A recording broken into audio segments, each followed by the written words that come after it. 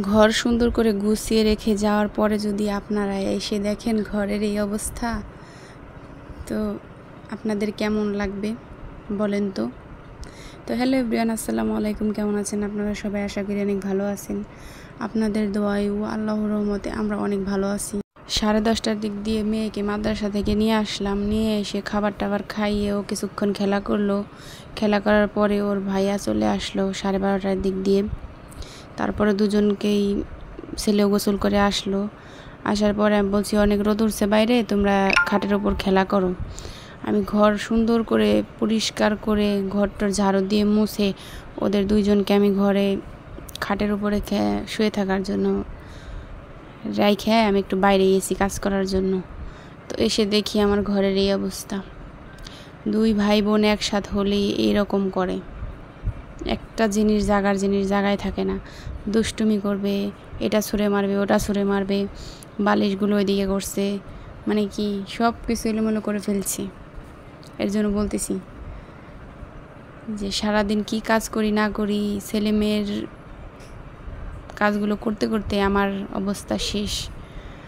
ঘর একবার পরিষ্কার করব সকালবেলা, সারাদিন ওইভাবে থাকবে, আবার বিকেলের দিক দিয়ে পরিষ্কার করব না, দিনে 3-4 বার শুধু আমার ঘরই পরিষ্কার করতে হয়। এরপরে তো ওদের খাওয়া দাওয়া, গোসল, জামা কাপড় ধোয়া, এগুলো তো আছেই। মাদ্রাসা থেকে আসবে, ব্যাগটাও জায়গায় রাখবে না, ডয়ার আছে ওইদিকে, ডয়ার ওদের সবসময় ব্যাগগুলো জামা কাপড়গুলো রাখা হয়, 2 ভাই বোনের 2টা। তো একজনও এটা করবে না।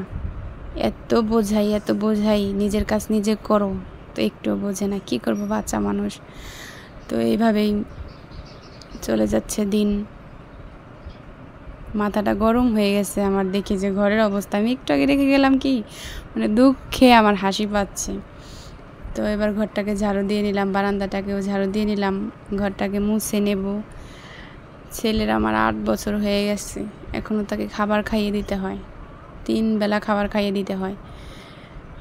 তো 2 ভাই বোনকে একসাথে খাওয়ানো হয় বলে এতটা চাপ পড়ে না আমার।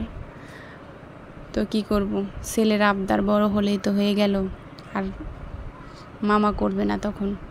তো এর জন্য ছেলের আবদার রাখার জন্য সব সময় খাইয়ে দিই। তো এবার ঘরটাকে ভালো করে পরিষ্কার করে মুছে নিলাম। মুছে এবার আমি গোসল করে নেব। গোসল করে ওকে খাইয়ে দুপুর 2টায় কিন্তু আবারও ছেলে চলে যায় মাদ্রাসায়। তো এই তো দেখুন আমার ঘরের ফাইনাল লুক। এবার কেমন লাগছে।